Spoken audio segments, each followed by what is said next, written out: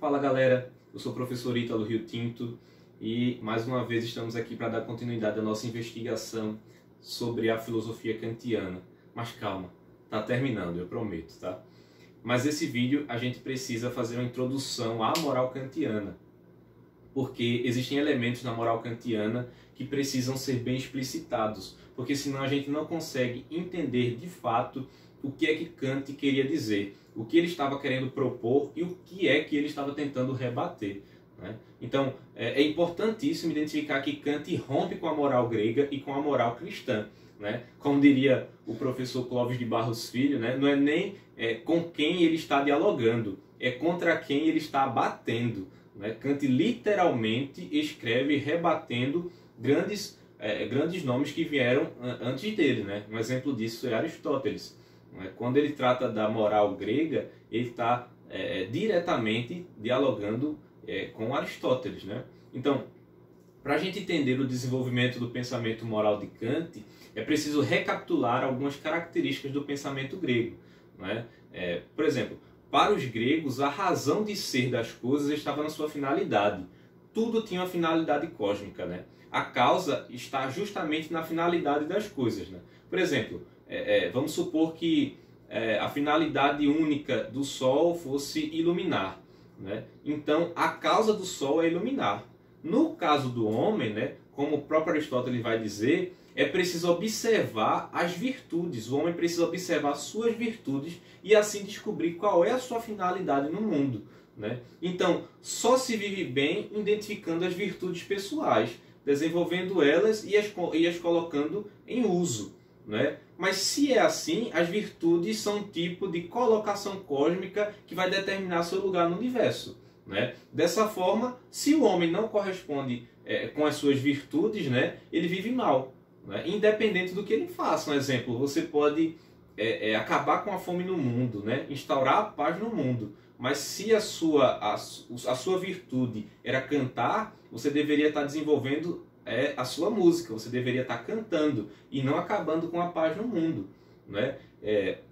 Essa relação de virtude é o que nós podemos conhecer na filosofia cristã como vocação, né? Então a sua vocação era cantar, você deveria estar desenvolvendo ela e não por aí no mundo acabando com a fome, né? Então essa era a concepção grega. Mas o que é que isso tem a ver com a filosofia kantiana? É bem simples, né? Porque para os gregos a dignidade moral, né, estava justamente no viver bem. E só se vive bem desenvolvendo as virtudes morais, né? Então, a moral aqui, a virtude moral não, perdão, você desenvolvendo bem as virtudes, né? Então, moral aqui não tem nenhuma relação com agir bem com os outros, né? O que está relacionado aqui é justamente o seu desenvolvimento, o desenvolvimento bom da sua vocação, né? O outro não tem nada a ver. Se você está desenvolvendo bem a sua virtude, o seu talento, isso é que é importante, né? Isso significa que o elo moral para os gregos é com o universo e não com o outro. A gente viu, né, na aula sobre metafísica cristã, eu falei um pouquinho, né? Aí vocês com certeza já viram isso, né? O pensamento grego está dentro do pensamento cosmocêntrico, né? Então, o universo é esse motor regente, né, do pensamento, né? Mas se a gente for seguir esse pensamento, significa que não importa quantas pessoas eu alimentei, quantas pessoas eu ajudei ou quanta caridade eu fiz. Bem, nesse pensamento grego, se você não fez uso pleno da sua virtude, não significa nada isso. Pouco importa o que você fez pelo outro. O que importa é o que você deixou de fazer pelo universo, né? Aí eu pergunto, isso soa um pouco estranho, né? Isso parece algo meio estranho para você? Se parece, você é kantiano e talvez nem saiba, né? E vocês vão entender por que eu estou dizendo isso, né? Porque para Kant não é o desenvolvimento de um talento natural que vai determinar a sua dignidade moral, né? Na concepção grega, a valorização do universo e das manifestações naturais era o centro da vida e da dignidade humana, né? Com Kant é justamente o contrário, né? Porque a natureza manifesta desejos E a dignidade é justamente a capacidade moral de se opor a esses desejos, né, esses anseios naturais, quando eles nos direcionam para algo indevido. Né? E é por isso que para Kant a dignidade moral está na boa vontade. Porque o cumprimento da virtude por si só, né, por si mesma, né, não gera um bem. Né? Porque você pode usar a sua virtude também para o mal. Né? Você pode direcionar a sua virtude tanto para o bem quanto para o mal. Né? Um exemplo disso é a inteligência. Né? A inteligência é uma virtude. Né? Então, é uma virtude que você pode usá-la tanto para o bem quanto para o mal. Por exemplo, você pode usar a inteligência para descobrir a cura para o coronavírus, né? Vamos supor. Né? Mas também você pode usar a inteligência para construir uma bomba que destrua o país inteiro. Né? Assim, para os gregos, né, o importante é você usar essa virtude. Né? Para Kant, não. Para Kant, nenhuma virtude é boa em si mesmo. O bom uso é mais importante do que o desenvolvimento pleno dessa virtude. Né? Para os gregos, o que importa é justamente o desenvolvimento cada vez maior dessa virtude. O que você vai fazer com ela não importa muito. Para Kant, é o que você faz com ela que importa. Né? Então, tendo isso bem claro, né, é possível compreender que o cerne da dignidade moral para Kant, né, é justamente essa dimensão da dignidade, né, que é fazer o bem. Né, a gente consegue colocar o cerne do pensamento kantiano justamente nessa relação da boa vontade, da escolha que eu faço me direcionando daqueles anseios, daqueles desejos que a natureza me convidam para a minha perversão. Né? Alguns desejos me convidam a fazer algo que é errado. Né? Então, você escolher sair desse caminho e não fazer o que é errado vale mais do que você desenvolver a sua virtude plenamente. Né? Então, o principal na filosofia kantiana é justamente a decisão. Né? Ou seja, é a capacidade de decidir o que fazer. Né? Então, nesse sentido, a dignidade moral para Kant não está na virtude, mas no que fazer com a virtude. E isso é importantíssimo. Né? E ainda falando um pouquinho da virtude na concepção grega, né? Ela era distribuída cada um a seu modo, né? E em cada indivíduo. Né? Por exemplo, a beleza, a inteligência, cada uma tinha a beleza a seu modo, cada um tinha inteligência, não era um padrão. Né? Cada um tinha a sua virtude. Né? Então, o que significa? Os talentos naturais são distribuídos desigualmente. Se é assim, não há uma ideia de igualdade no pensamento moral grego, porque a desigualdade do talento é igualmente uma desigualdade moral. Com Kant, não significa dizer que há uma igualdade de talentos, até porque isso não é verdade, né? Mas agora acontece uma separação entre natureza e moral. Né? Kant faz uma distinção entre a natureza e a moral nesse aspecto. Com Kant, não existe mais uma relação da dignidade moral ligada à superioridade ou inferioridade dos talentos. Ora, se o que dá a desigualdade, que dá a dignidade à moral não é mais o talento e sim a escolha do que fazer com ele, né, há algo que me faz decidir o que fazer. O que me faz decidir é justamente o uso da razão. Né? Lembram que a gente já falou sobre isso? Né? Razão e moral para Kant são uma coisa só. Né? Então, o que dá essa capacidade de decidir o homem o que fazer, como usar a virtude para o bem é justamente a razão.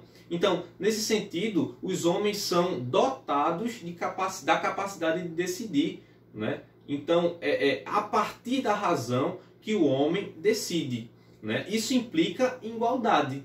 Igualdade porque parte da liberdade, né, que o sujeito tem, né, essa liberdade que o sujeito tem para decidir o que fazer da sua vida. Então, é a partir da razão, da deliberação racional, é que o homem escolhe o que fazer da vida, né, da parte da sua liberdade, da sua autonomia. Isso implica diretamente no tratamento. Por exemplo, essa igualdade é importante quando a gente coloca na questão do tratar para os gregos e para Kant. Por exemplo, para os gregos é desigualdade com desigualdade, não é? Por exemplo, um pai tem dois filhos, não é? Os dois filhos lutam judô, não é? Só que um se destaca mais do que o outro, um ganha mais competições, um luta melhor do que o outro, e aí eles precisam trocar de kimono. Né? Kimono é a roupa que usa, né, no judô. Só que aí, se for para os gregos, o que é que o pai deve fazer? Dar um kimono melhor àquele que luta melhor. Né? Por quê? Porque o talento não tem essa questão de igualdade, né? Acompanha a virtude. Aquele que desenvolve mais a virtude, ele tem um privilégio. Né? Para Kant não é assim. Para Kant é igualdade e igualdade. Né? Então, o pai tem de dar um kimono igual para os dois, independente se um luta melhor ou do que o outro. Né? O que importa aqui é justamente essa relação da igualdade. Então, e como é que o pai vai fazer isso? A partir da capacidade de decidir, a partir do uso da razão. E também porque ele é livre, né? Ele tem autonomia para fazer isso. Né? Não é o universo que vai reger o pensamento dele. Ele vai ter uma concepção, um agir moral, né, a partir da sua autonomia. Né? Kant também rompe com a filosofia cristã. Né? Por quê? Aqui a gente consegue pensar o rompimento já com a filosofia grega, né? Mas Kant também rompe com a filosofia cristã. Porque a moral cristã, né, a ética cristã, né, se trata de uma ética teológica. Ou seja, fazer o que Deus quer que seja feito. Né? E aqui é interessante porque às vezes pode parecer que Kant era ateu, né? Mas Kant era cristão, tá? Era até teólogo, né? Era formado em teologia, era de família luterana, né? Mas Kant sabia separar bem o seu fazer teológico, a sua fé do seu fazer filosofia. Né? Kant não era ateu não, tá? Kant era cristão. Né? Mas o que é que interfere nessa ética moral, né? Nessa ética cristã, nessa relação dessa moral teológica, né? Dessa ética teológica com a moral kantiana?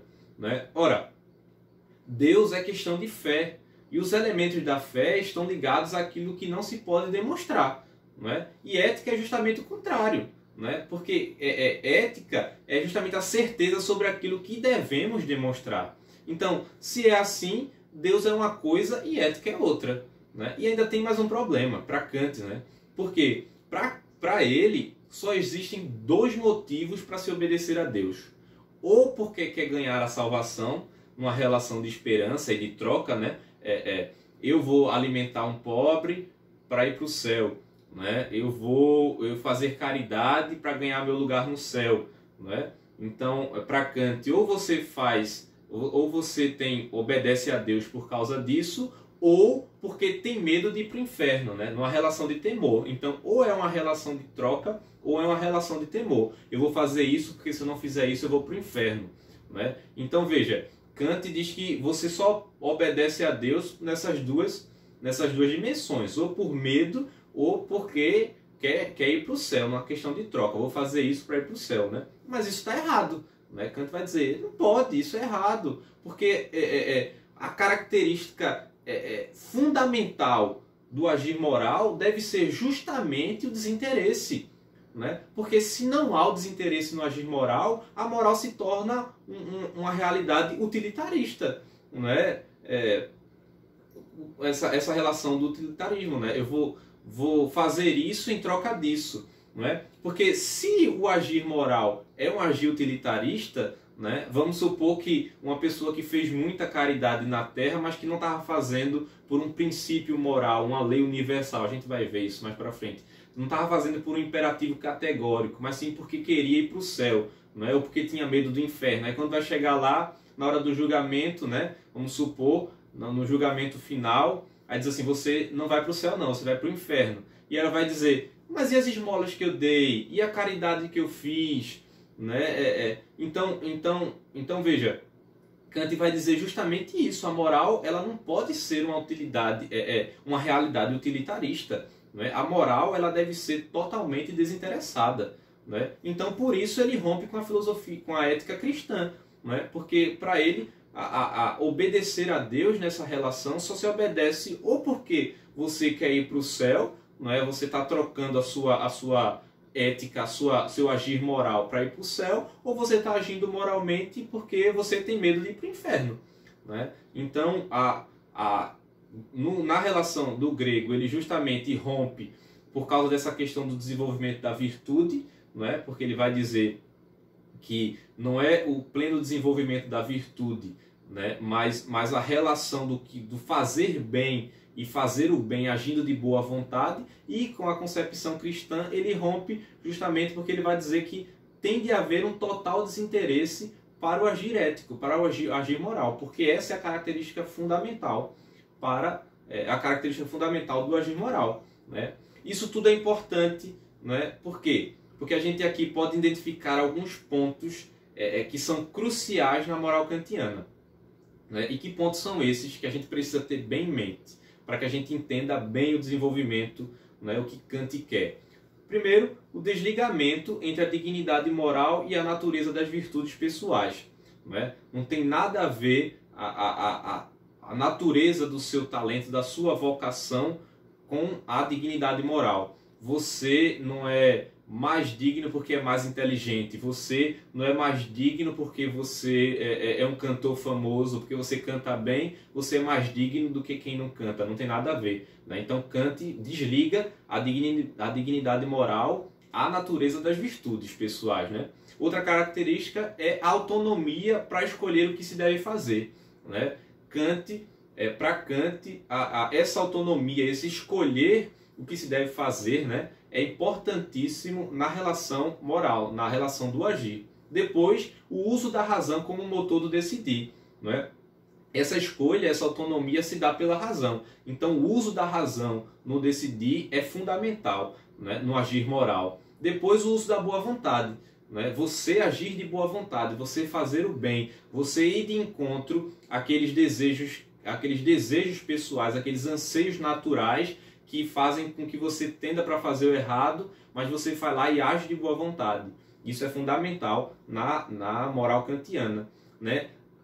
A igualdade moral também é fundamental, porque não há uma desigualdade por causa do desenvolvimento da virtude, né? Então, a igualdade, devido a essa racionalidade, é importante na filosofia, na concepção moral kantiana, e o desinteresse, né? O desinteresse é fundamental no agir moral. Então essas são características importantes que nós precisamos ter em mente, né, para conseguir perceber bem qual é o papel fundamental da moral kantiana, qual é o desenvolvimento da moral kantiana. Pois bem, é basicamente isso, né? Espero ter ficado bem claro. Qualquer coisa é só perguntar e a gente tenta solucionar. E prometo, próximo vídeo a gente encerra essa questão da filosofia kantiana e a gente vai encerrar justamente com os elementos da moral kantiana. O que é a moral kantiana? Valeu!